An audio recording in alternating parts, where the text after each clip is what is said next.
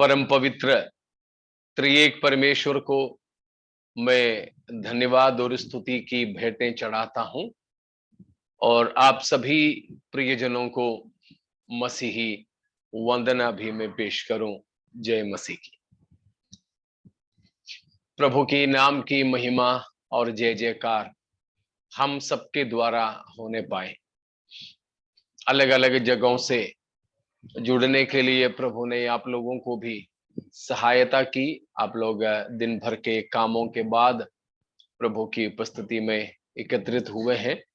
मैं जानता हूं आपकी यात्रा, बच्चों की पढ़ाई और दिन भर की सेवकाई, इन तमाम बातों के बाद हम इस प्रकार एकत्रित होते हैं। प्रभु के नाम की स्तुति और जय जयकार हो। जैसे आप जानते हैं, हम लोग फिलडेल्फिया की कलीसिया के बारे में प्रकाशित वाक्य 3 अध्याय में से सीख रहे हैं। पिछले 1-2 बार हम उन वचनों को पढ़कर उसकी बातों को समझने की कोशिश किए थे। तो हम आज फिर से प्रभु के उन्हीं वचनों में चलेंगे जो फिलडेल्फिया की कलीसिया के बारे में कलीसिया का स्वामी प्रभु यीशु मसीह ने जो कहा है, वो हम प्रकाशित वाक्य 3 अध्याय की 7 से लेकर 13 तक की 6 पदों में देखते हैं। तो उसमें पिछले सप्ताह हमने ये सीख पाए थे कि फिलडेल्फिया की कलीसिया और स्मिरना की कलीसिया या स्मुरना की कलीसिया, ये 2 कलीसिया हैं जिसके बारे में प्रभु यीशु मसीह ने कोई आलोचना की, कोई उनको डांटते हुए शब्द नहीं कहा। उसी में से हमने सीख पाए थे कि हमें भी फिलडेल्फिया और स्मुरना की कलीसिया की तरह होना चाहिए कि जिस किसी भी परिस्थिति से हम गुजरें तो भी प्रभु को हमें डांटने के लिए कुछ ना मिले, हमारे आलोचना करने के लिए कोई नकारात्मक बात हमारे बारे में बोलने के लिए प्रभु को भी नहीं मिल सके। उन बातों को हम देखे थे। आज हम आगे जाने के लिए चाहते हैं। हो सकता है फिलडेल्फिया की कलीसिया हमारे प्रभु के सबसे प्यारा प्रेरित यूहन्ना के द्वारा संस्थापित हुआ हो। जैसे अन्य कलीसियाएं हैं, वैसे ही इस फिलडेल्फिया की कलीसिया भी पहली सदी में ही संस्थापित हुई थी।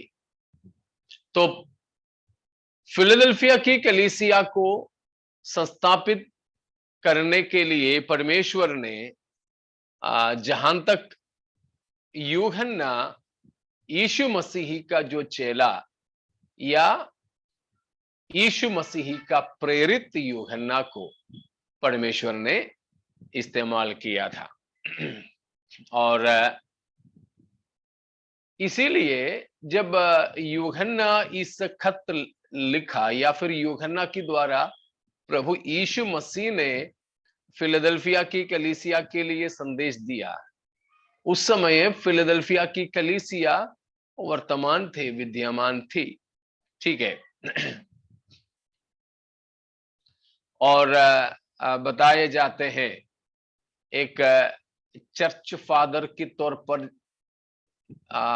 माने जाने वाला इग्नेशियस इस कलीसिया में आया था और इस कलीसिया के लिए उन्होंने एक चिट्ठी भी लिखा, लेकिन वो कोई चिट्ठी बाइबल में शामिल नहीं है। आपको शायद मालूम हो कि पौलुस का सुसमाचार का किताब है, पतरस ने सुसमाचार की किताब लिखा था, लेकिन वो कुछ भी हमारे पवित्र शास्त्र में शामिल नहीं किया गया। ये परमेश्वर की योजना है कि सैकड़ों किताबें प्रेरितों के नाम से ही उन दिनों में उपलब्ध थे, लेकिन लिखा किसने ये भी नहीं पता, लेकिन नाम पौलुस का, पतरस का वगैरह रहता था। जैसे हमें मालूम है ताला, फिर अलमारा, इस तरह की कई सारी चीजें बनाने में गोदरेज की कंपनी बड़ा माहिर है। गोदरेज सुन के ही लोग ले लेते हैं। तो मैं जब उत्तर भारत में था तब मुझे कुछ ताले की जरूरत था। मैं जब दुकान में गया तो बोला कि साहब गोदरेज की है, आपको थोड़ा सा महंगा पड़ेगा, फिर भी बाकी दुकानों से मैं आपको सस्ते में दूंगा। बोला अच्छी बात है, गोदरेज का दिखाओ। दिखाया तो मैंने बड़ा ध्यान से देखा, तो जैसे गोदरेज का नाम लिखता है ना वैसा ही लिखा है, लेकिन एक छोटा सा अक्षर उसका बीच में डाल दिया, गोदरेज। गोदरेज के बदले में GOD के बदले में, गोदरेज के बदले में GORD लिख दिया, गोदरेज। उसी तरह मैं दूसरा एक दुकान में गया तो ये ताला ही हैरिसन करके कंपनी है, उनका अच्छा ताला है, जाना माना है। तो वैसा ही जब मैंने देखा तो उसमें पाया कि लिखा है कि हैरिसन डबल आर के बदले में एक आर को के कर दिया, हैरिसन कर दिया। तो मतलब कि कोई जाने माने कंपनी का नाम पे थोड़ा सा कुछ फेरबदल करके नकली चीजें बहुत निकलते हैं। वैसे ही जब मैं कुछ लिखता हूं लेकिन मुझे कोई नहीं पहचानते हैं, तो मैंने लिखा बोले तो मेरा किताब कोई खरीदेंगे नहीं। इसीलिए लिखूंगा मैं, छापूंगा मैं, लेकिन नाम रखूंगा और किसी का, कोई जाने माने व्यक्ति का, तो उनका नाम से मेरा किताब बिक जाएगा।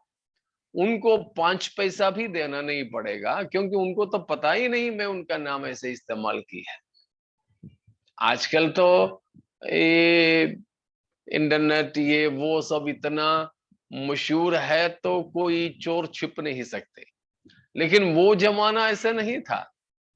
दुनिया के किसी कोने में किसी नामी व्यक्ति का अता पता इस्तेमाल किया तो उनको पता ही नहीं चलेगा। इस तरह इग्नेशियस का हो, यूहन्ना का हो, पतरस का, पौलुस का, सब बहुत सारे और भी किताबें थे जो उनके नाम से थे। उनमें से बहुत से ऐसे नकली नाम रखे थे। मतलब हमारा यह है कि फिलाडेल्फिया की कलीसिया पहली सदी से ही लेकर विद्यमान थी, और यूहन्ना जैसे बड़े बड़े प्रभु के सेवक लोगों ने उस कलीसिया में सेवकाई की, और प्रेरितों के बाद में जो कलीसिया की अगुवे गण थे उनको चर्च फादर्स की तौर पर जानते हैं, कलीसिया के पितरे। उनमें से एक मुख्य व्यक्ति था इग्नेशियस, वो भी इस कलीसिया में आए, सेवकाई किए, इस कलीसिया के नाम चिट्ठी भी लिखे। अब आपकी बस जानकारी के लिए मैं ये भी बताना चाहूंगा कि नया नियम के अंदर 6 ऐसा रेफरेंसेस है 6 ऐसी जगह है जहां फिलाडेल्फिया की जिक्र किया है। तो फिलाडेल्फिया की जिक्र किया गया 6 सूचना मैं आपको देता हूं। पढ़ने की जरूरत नहीं है, लिखने वालों के लिए मैं बताता हूं, क्योंकि ये उतना कोई बड़ी बात नहीं है। पहला रोमियो 12 का 10 में है, जो है फिलाडेल्फिया, भाईचारे की प्रेम जो मतलब निकलता है उसके बारे में बताते हैं। रोमियो 12 का 10। उसके बाद पहला थिस्सलुनीकियों 4 का 9। पहला थिस्सलुनीकियों 4 का 9। इब्रानियों 13 का पहला, वो है तीसरा। इब्रानियों 13 का पहला। उसके बाद चौथा है पहला पत्रस 1 का 22। पहला पत्रस 1 का 22।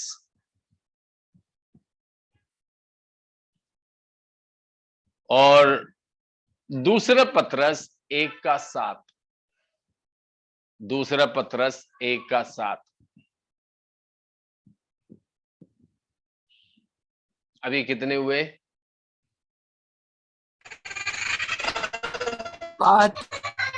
5 हुए।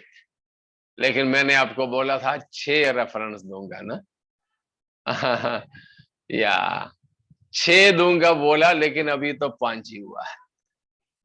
लेकिन ये 5 जगह पे 6 जिक्र हमें मिलेगा। दूसरा पत्रस जो है 1 का 7वां पद में 2 बार हम देखते हैं। उस वचन को चाहे तो पढ़ लीजिएगा। दूसरा पत्रस 1 का 7। और भक्ति पर भाईचारे की प्रीति, और भाईचारे की प्रीति पर प्रेम बढ़ाते जाओ। भाईचारे की प्रीति 2 बार वहां पर बताया गया है। वो है मूल भाषा में फिलाडेल्फिया। तो इस प्रकार भाईचारे का प्रेम या फिलाडेल्फिया जो शब्द है, नाम है, इस प्रकार कम से कम 6 बार इस्तेमाल हुआ है। सबको मिल गया ना? ठीक है। अब ये चिट्ठी प्रभु यीशु मसीह ने किसके लिए दिया? ये जो फिलाडेल्फिया की कलीसिया जैसे स्थिति में रहने वाले कौन है? Usually it is said this church represents the Reformed Church. The Reformed Church. So the angel of the church at Philadelphia stands for Reformation leaders. Reformation leaders.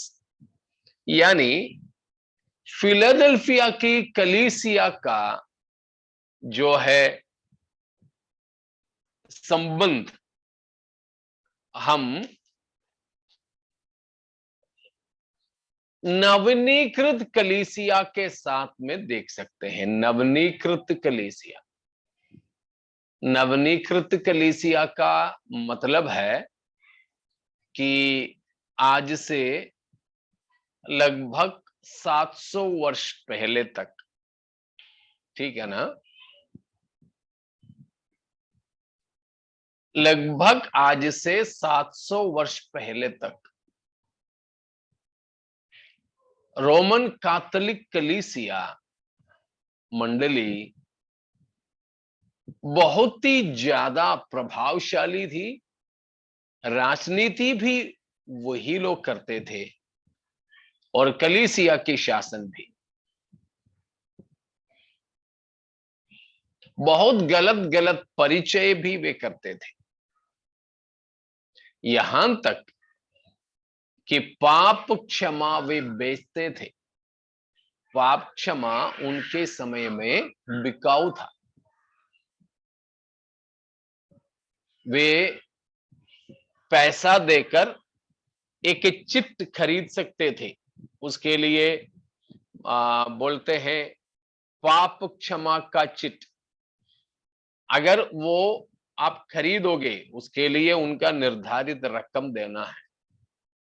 उनका निर्धारित रकम दे दोगे तो आपको वो चिट मिल जाएगा।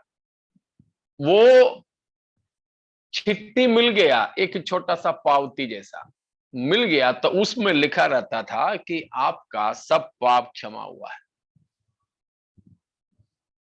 लेकिन यूं ही आपको नहीं मिलेगा, उसके लिए बड़ा रकम देना पड़ेगा। साधारण लोगों से वो चिट्ठी खरीदना मुमकिन नहीं है। प्रभु यीशु मसीह ने अपना लहू, अपना बेशकीमती खून, अपना बहुमूल्य रक्त को क्रूस पर बहाकर विश्वास करने वालों के लिए मुफ्त में दिया हुआ पापों की क्षमा, ये कलीसिया के अगुवे कहलाने वाले, कहलाते तो वे लोग वे ही थे, कलीसिया के अगुवे कहलाने वाले यही लोग क्या करते थे? पैसा कमाने के लिए बेचते थे। बेचारे लोगों को, मसीही लोगों को, उस समय की जो ईसाई कहलाने वालों को बाइबल खरीदने का इजाजत नहीं था, बाइबल पढ़ने की इजाजत नहीं थी, घर में बाइबल रख नहीं सकते थे। जैसे हमारे भारत में हुआ करता था पहले, संस्कृत जो भाषा, अभी तो स्कूल में पढ़ाए जाते हैं, लेकिन एक जमाना ऐसा था कि संस्कृत केवल ब्राह्मणों का ही भाषा कहलाता था, दूसरा कोई संस्कृत भाषा नहीं इस्तेमाल करना। और वेद जैसा शास्त्रों का भी इस्तेमाल नहीं करना। ऐसे शास्त्र पढ़ना सुनना भी उच्च स्तरीय जाति के लोगों के लिए ही होता था। केरल में तो ऐसे भी थे, कोई उनके शास्त्र के वेदों को सुना करके कान में लोहा पिघला करके डाले थे, इतना तक स्थिति बुरी थी। यही हाल रोमन कैथोलिक कलीसिया में भी थी कि साधारण जो विश्वासी, वे बाइबल खरीदना नहीं, पढ़ना नहीं, छूना नहीं, घर में एक बाइबल की कॉपी मत रखना। वे लोग बोलते थे कि बाइबल वो केवल पादरी लोग ही इस्तेमाल कर सकते हैं। प्यारों, मैं आपको एक बात बताता हूं, जिस किसी भी कलीसिया में परमेश्वर की वचन की सही शिक्षा नहीं होता है, वहां पर विश्वासियों को दबाया जाता है, गुलाम बना दिए जाते हैं। ऐसी मंडलियों में आप मत जाएं, भले ही पेंटिकॉस्टल कहलाए, जहां वचन की प्रकाशन नहीं है, जहां वचन की सच्चाइयां सीखने की अनुमति नहीं है, प्रावधान नहीं है। ऐसे जगह में हमें आत्मिक उन्नति नहीं मिल सकती है। रोमन कैथोलिक कलीसिया ऐसे थी, बाइबल उनसे छीना गया था, विश्वासियों से, साधारण लोगों से। क्यों मालूम है? ताकि पादरी जो भी गलत सिखाए विश्वासी उसके लिए आमीन बोले, क्योंकि वचन पढ़ेंगे तभी तो पता चलेगा सच्चाई क्या है और झूठ क्या है।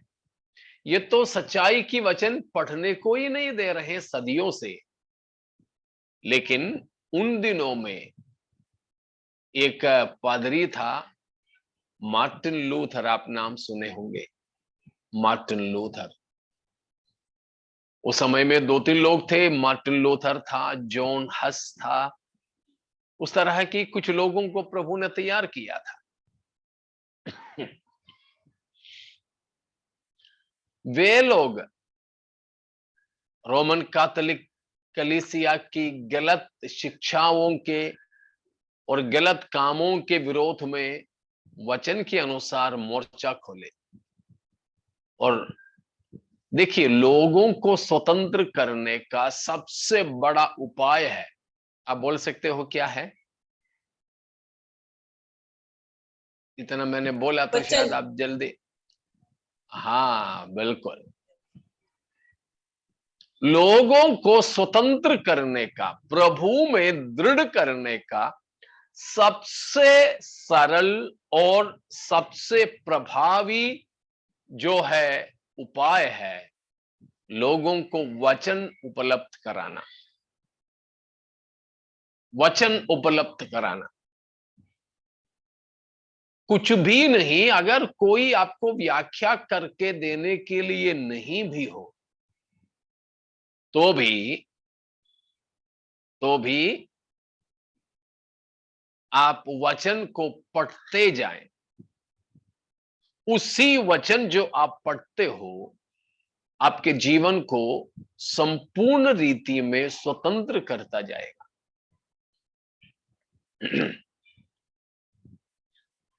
पिछले कई बार मैंने आपके सामने प्रस्तुत किया एक वचन, मैं एक और बार आपके सामने रखूं।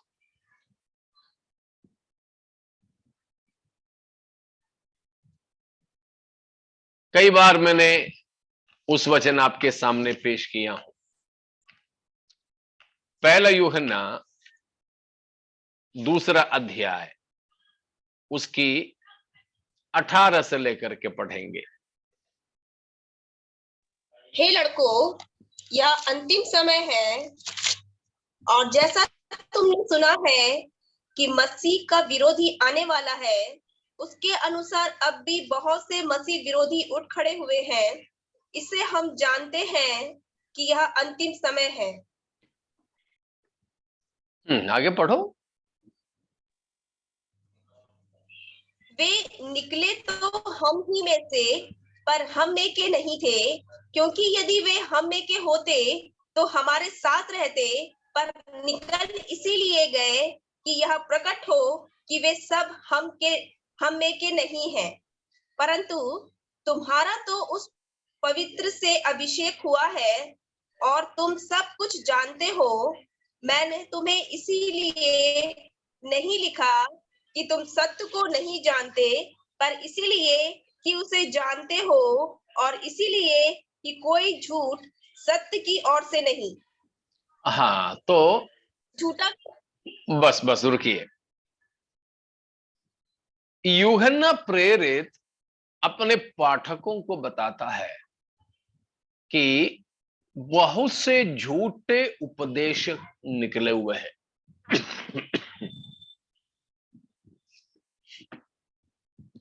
उनके लिए यूहन्ना ने दिया नाम है झूठा मसीह, एंटी क्राइस्ट, झूठा मसीह। तो झूठा मसीह लोग क्या करते हैं? गलत सिखाते हैं, गलत शिक्षा देते हैं। हम लोग कल 8:30 बजे वाली मलयालम मीटिंग में भी इस बात को मनन किए थे कि झूठा मसीह और उसकी आत्मा लोगों को सत्य वचन नहीं देते हैं, गलत शिक्षाओं में लेकर जाते हैं। बहुत से लोग उनकी चतुराई में फंसते भी हैं, लेकिन यूहन्ना बड़ा शानदार एक बात 20वां पद में बताया। क्या है? परंतु तुमने उस पवित्र से अभिषेक पाया है। उस पवित्र का अभिषेक समझ में आ रहा है ना? वो क्या है वो अभिषेक?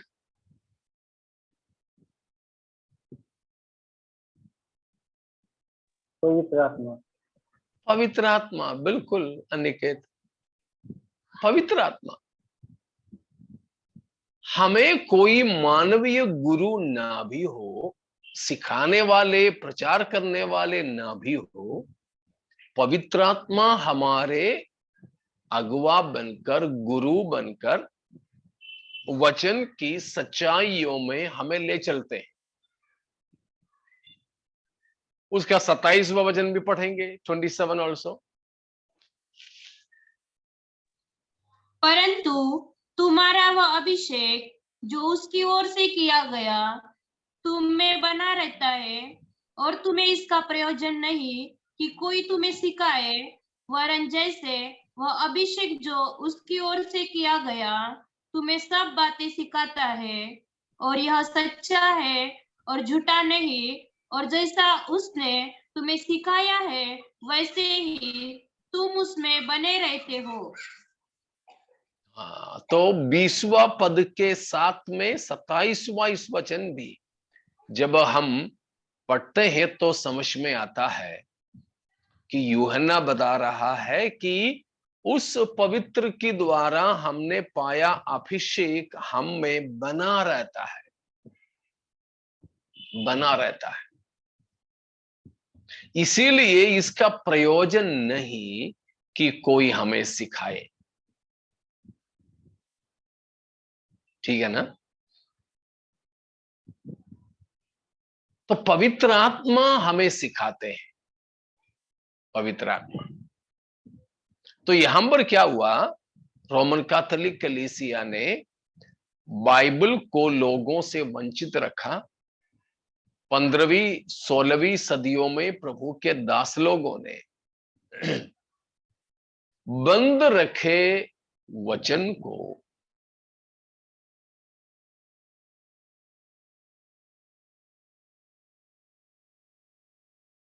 हुए, बाप रे, अब तक हम दूर ही से देखते थे, डरते थे, वही वचन आज हमारे हाथों में मिला, हम धन्य है करके वे आनंद मनाते थे।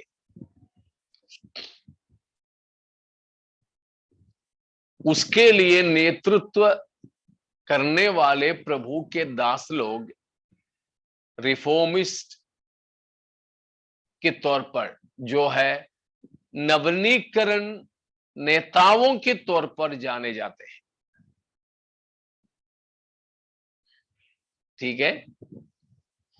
तो उस प्रकार नवीनीकरण पाई कलीसिया के लिए प्रभु यीशु मसीह ने यह संदेश दिया, यह संदेश दिया। तो वहां पर यह कलीसिया, फिलाडेल्फिया की कलीसिया की एक विशेषता, it was a church that was reformed and refined. यह कलीसिया अपने जीवन की गलतियों से जो है शुद्ध की गई एक कलीसिया थी, ठीक है? It was A sanctified church. उस समय तक की गलतियों से उन्हें सुधार लाया गया, पवित्र किया गया, शुद्धिकरण किया गया।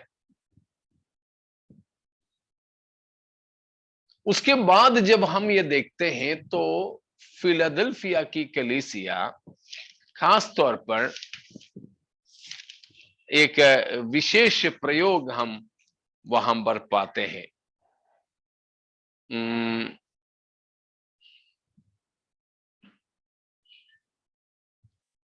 प्रकाशित वाक्य 3 का 8वां पद को पढ़िएगा। 3 का 8 प्रकाशित वाक्य।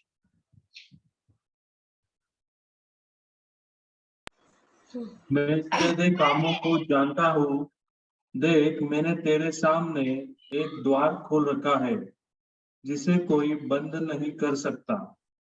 तेरी सामर्थ्य थोड़ी सी तो है, फिर भी तूने मेरे वचन का पालन किया है और मेरे नाम का इनकार नहीं किया।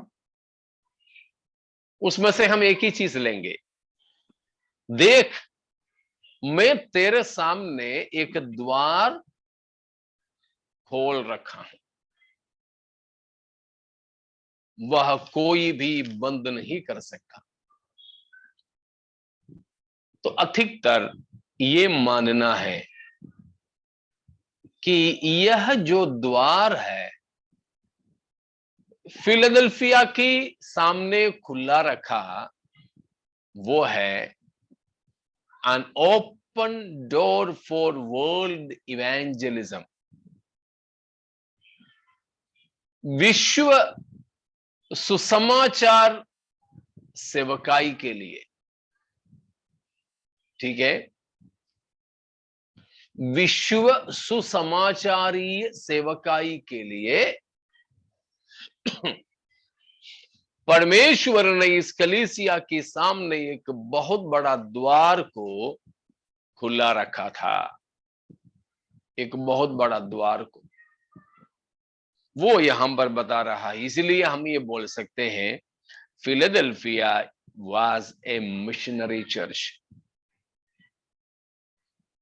पहली चीज हमने देखा कि फिलाडेल्फिया जो कलीसिया है वह कैसी कलीसिया थी? आपने किसी ने ध्यान दिया हो तो बताइए।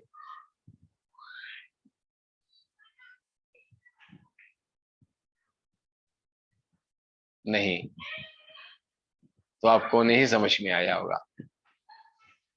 फिलाडेल्फिया की कलीसिया सबसे पहले जगह पे एक सैंक्टिफाइड चर्च, पवित्र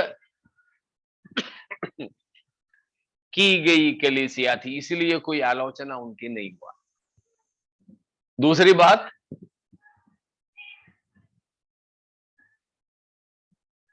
वो हम लिख चुके हैं,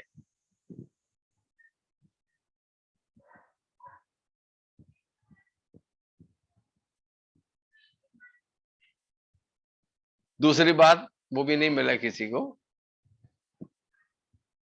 Philadelphia was a missionary church. पहला, Philadelphia was a sanctified church. Second, Philadelphia was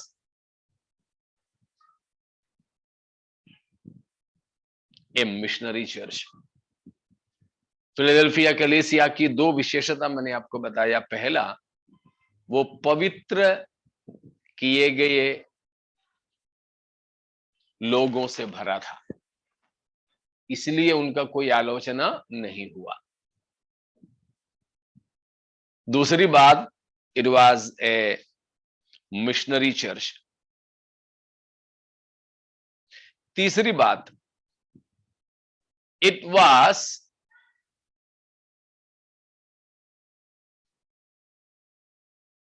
A revived church.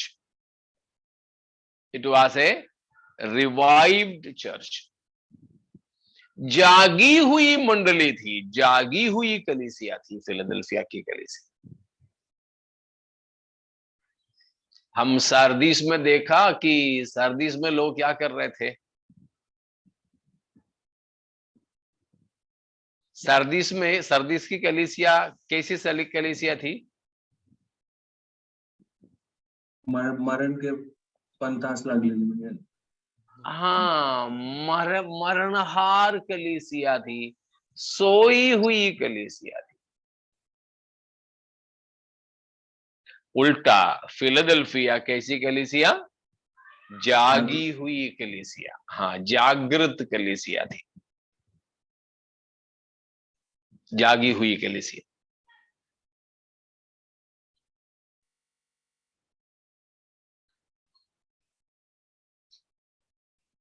एक और चीज उसमें से मैं बता दूं, फिलाडेल्फिया की कलीसिया हम ऐसी कलीसिया जान सकते हैं जो है, हम सब जानते हैं, अर्थ भले ही नहीं मालूम, प्रोटेस्टेंट कलीसिया। प्रोटेस्टेंट का मतलब, प्रेज गॉड, समझ में आ रहा है ना? फिलाडेल्फिया की कलीसिया के बारे में 4 बात हमने देखा। पहला, वो पवित्र की गई कलीसिया थी। दूसरा, सुसमाचारी कलीसिया थी। तीसरा, जागी हुई कलीसिया थी। और चौथी बात हम देख सकते हैं कि it was a protesting church, therefore later this was called the Protestants.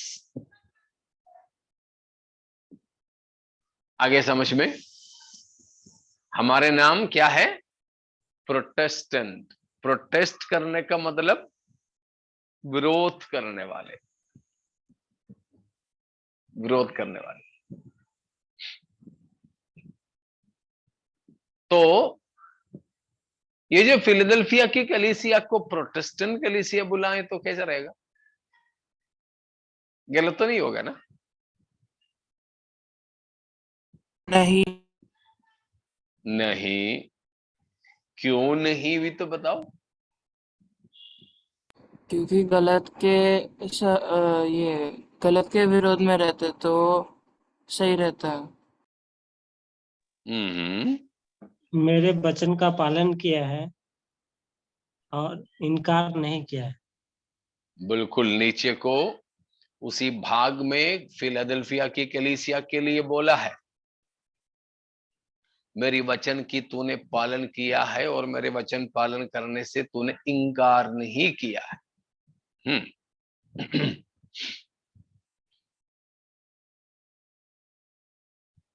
तो कहने का मतलब, हम लोग भी तो बहुत सुनते होंगे ना, लोग हम क्रिश्चियन है करके बोलते हैं तो लोग उठा करके पूछते हैं, रोमन कैथोलिक वाला कि प्रोटेस्टेंट वाला?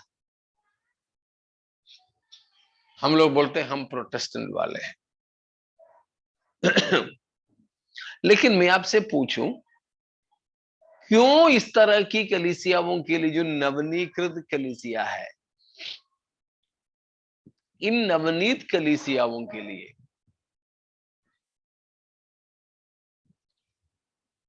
ये प्रोटेस्टेंट नाम दे दिया गया? जल्दी बता सकते हो?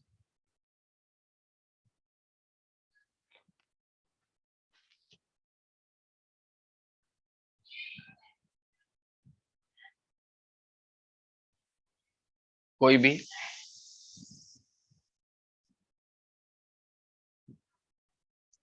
गलत शिक्षा, गलत रीति रिवाजों को उन्होंने प्रोटेस्ट किया।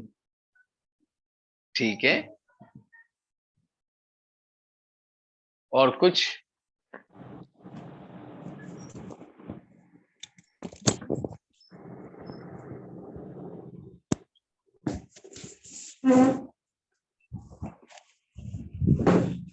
सौरभ सिस्टर कुछ बोलना चाह रही हो?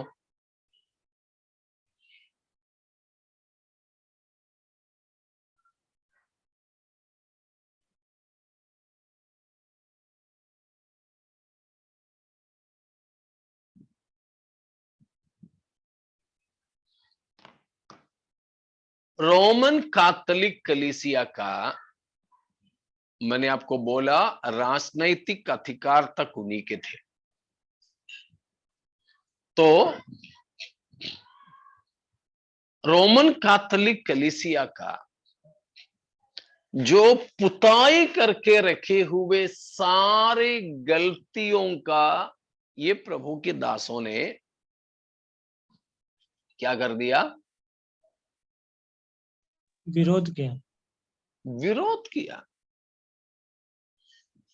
इन प्रभु के दासों ने रोमन कैथोलिक कलीसिया की सदियों पुरानी प्रथाओं की, जो गलत है, जो वचन के विरुद्ध है, विरोध किया। तो विरोध करने वाले के तौर पर उनका नाम क्या रखा?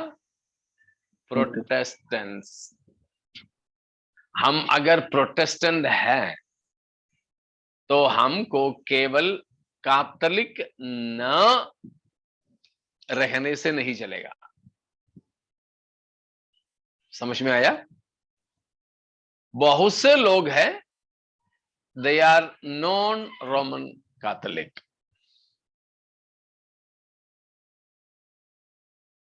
वे जो है रोमन कैथोलिक कलीसिया की नहीं है। लेकिन इतने में काम नहीं बनता, फिर क्या करना है? गैर आरसी रोमन कैथोलिक रहते रहते भी हम उनके तमाम विरोधों के, तमाम गलतियों के विरोध करें और लोगों को सत्य प्रकाश दिखाते भी रहे। तभी हम कौन बनेंगे?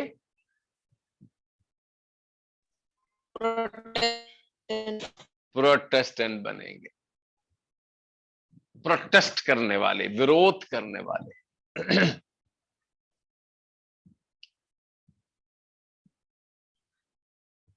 इतना समझ में आ गए?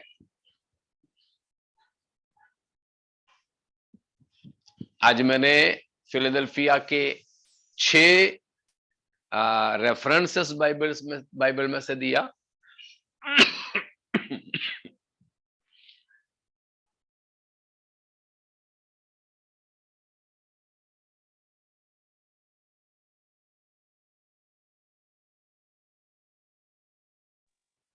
माफ कीजिएगा।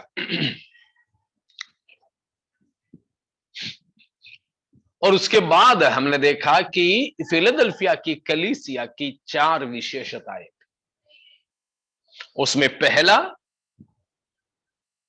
आपको समझ में आ गया तो जल्दी जल्दी बोलिएगा। पहला, दूसरा, तीसरा, चौथा। पवित्र किए हुए लोग। आमीन। पवित्र किए गए लोग थे। दूसरा, मिशनरी लोग थे। मिशनरी कलीसिया थी। हाँ। तीसरा, जागृत कलीसिया थी। और प्रोटेस्ट करने वाले थे, गलतियों के विरोध करने वाले थे। उसका मतलब यह नहीं कि हम झंडा लेकर के चले जाए, ठीक है, वो नहीं। विशेषकर सैद्धांतिक गलतियां, उपदेश के तौर पर जो गलतियां हैं, उन चीजों का बिल्कुल डट करके सामना किया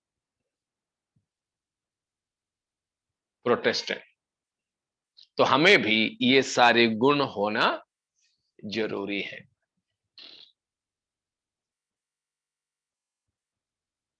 ठीक है, अब इतना समझ में आ गया? इतने में कोई शक है तो पूछिएगा।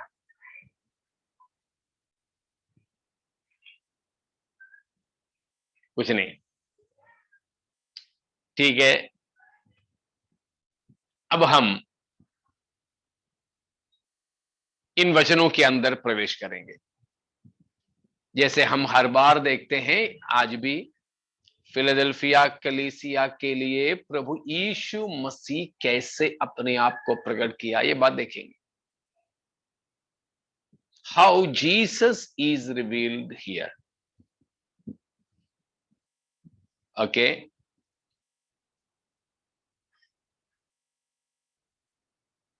यीशु मसीह ने अपने आप को फिलदेल्फिया की कलीसिया के सामने कैसे पेश किया है, यही बात हम देखने जा रहे हैं।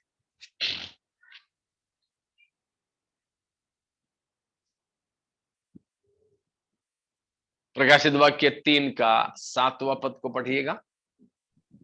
फिलदेल्फिया की कलीसिया के दूत को यह लिख, जो पवित्र और सत्य है और जो दाऊद की कुंजी रखता है, जिसके खुले हुए को कोई बंद नहीं कर सकता और बंद किए हुए को कोई खोल नहीं सकता, वह यह कहता है कि मैं तेरे कामों को जानता हूँ। देख, यहां मैंने पर तेरे रुको बेटा, यहां पर हम पाते हैं 7 और 8 पदों में, इन दोनों पदों में प्रभु यीशु मसीह अपना प्रकाशन देता है, अपना प्रकाशन देता है।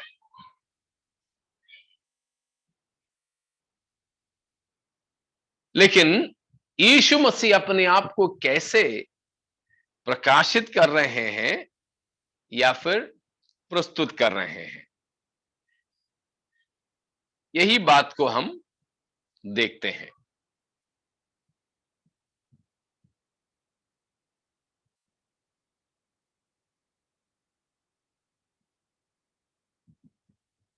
तो वहां पर प्रभु यीशु मसीह सबसे मैंने पहले जो नोट किया था वो खास तौर पर 4 बात या 4 तरीके से प्रभु यीशु मसीह अपने आप को प्रस्तुत कर रहे हैं। 4 तरीके से। सबसे पहले प्रभु यीशु मसीह अपने आप को कैसे प्रस्तुत किया? पवित्र और सत्य। पवित्र। दूसरे बात हम देख सकते हैं सत्य, ठीक है। और तीसरा दाऊद की कुंजी को रखने। हाँ, दाऊद के कुंजी जिसके पास है वो। इसीलिए चौथा विवरण क्या दिया है? जिसके खुले हुए को कोई बंद नहीं कर सकता और बंद किए हुए को कोई खोल नहीं सकता। खोल नहीं सकता, ठीक है ना। विशेषकर ये 4 बात यहां पर फिलदेल्फिया की कलीसिया के सामने यीशु मसीह स्वयं प्रस्तुत करता है। सबसे पहले holy, then he is the truth,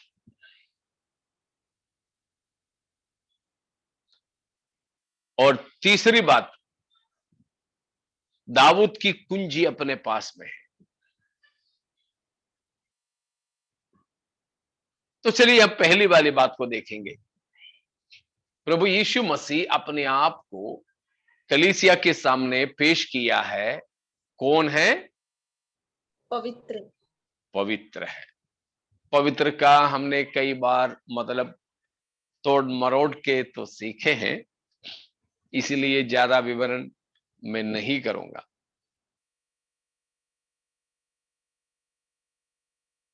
इतना समझ में आ गए? यीशु मसीह बता रहे हैं मैं कौन हूं? पवित्र हूं। पवित्र, ठीक है। होली, आपको मालूम है पवित्र का मतलब क्या है? पवित्र का मतलब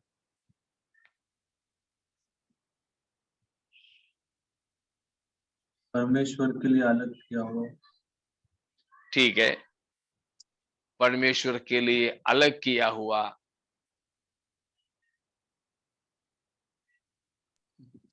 जिसमें कोई अशुद्ध चीज नहीं है। ठीक है, जैसा हमारा परमेश्वर पवित्र वैसे हम भी पवित्र बनना है। बिल्कुल। आप लोगों ने जो जो बोला है वो कुछ भी गलत नहीं है। लेकिन से ही नहीं निकला, बस इतना ही।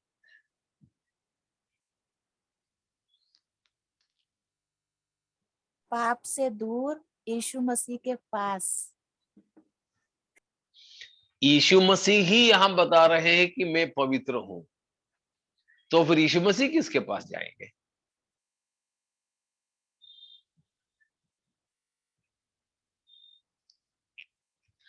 पवित्र का जो मतलब है, सबसे खास मैं 3 शब्दों का इस्तेमाल करता हूं।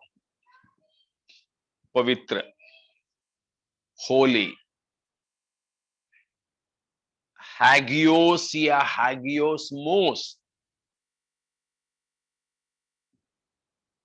हैगियोस या हैगियोसमोस जो हमारे भाषाओं में पवित्र करके अनुवाद किया है, उसका 3 विशेष मतलब हमें समझना चाहिए। पहला, हैगियोस या हैगियोसमोस का या पवित्र का मतलब है अलग किया गया।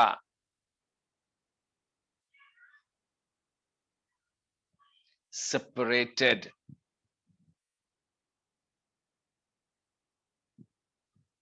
ठीक है ना? तो तीनों शब्द में एक साथ में बता देता हूं, जल्दी समझ में आ जाए। पहला है, हैगियोस का मतलब अलगदाई, अलगदाई। जब दूसरे दफे में पवित्र का मतलब हम देखें, मैंने शायद आपको पहले कभी बताया भी था।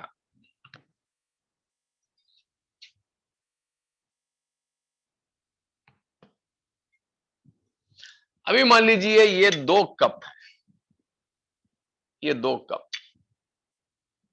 एक ही साथ है, भले ही रंग अलग है, साइज अलग है, ठीक है, लेकिन दोनों एक साथ में जब रहते हैं तो पवित्र का मतलब होता है कि पुराने दोस्त से बिल्कुल अलग हो गया। ठीक है, सेपरेशन। अब दूसरी बात में यह होता है, हम इससे पूछेंगे, ठीक है भाई, तो उससे अलग हो गया ना? हाउ? लेकिन अलग हुआ तो तुम में क्या फर्क है?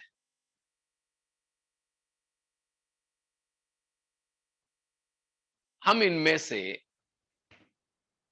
किसको ज्यादा महत्व देते हैं, अलग रहने के लिए या फिर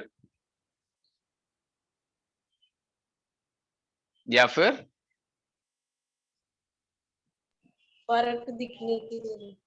फर्क दिखाने के लिए?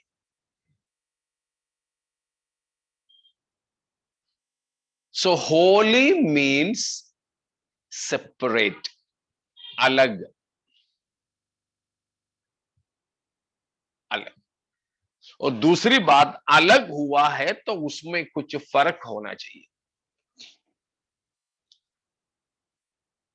अभी अपना कपिल पास्टर ने अपना बेटे को मान लीजिए एक स्कूल में पढ़ाया, लेकिन अगला स्कूल जब शुरू होने पर होता है तो कपिल पास्टर कहेंगे कि मैं अपने बच्चों को अब यहां नहीं पढ़ाऊंगा।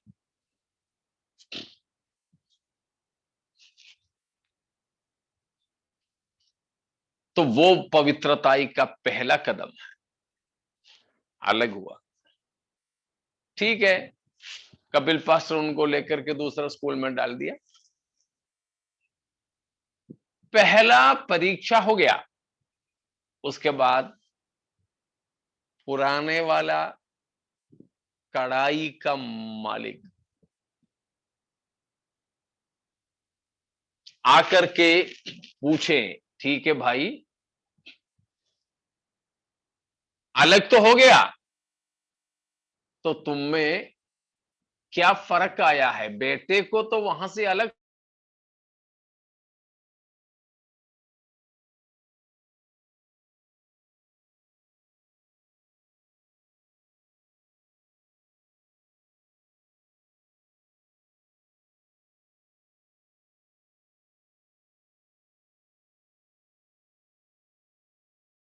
I think network problem.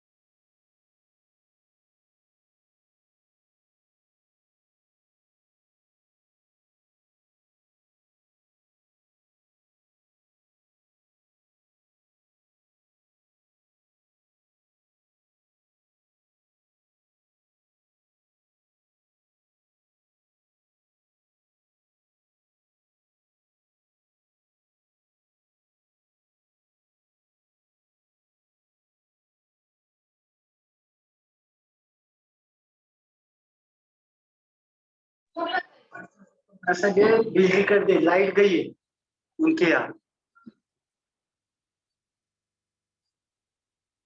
आवाज आ रही है सबको? Yeah. हेलो, हाँ, बिजली कर दे, लाइट गई है उनका, मैसेज आया मुझे उनका। अच्छा, इसलिए प्रॉब्लम हो रहा है ना? हाँ, लाइट गया, वापस आया। ओके। कपिल पास्टर समाप्त कीजिए आप।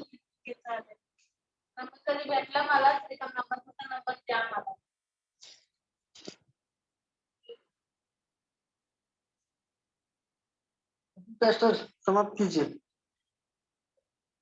जी हाँ, ठीक है, प्रार्थना करेंगे। आइए हम लोग प्रार्थना करेंगे और मीटिंग को समाप्त करेंगे। आइए हम प्रार्थना करेंगे।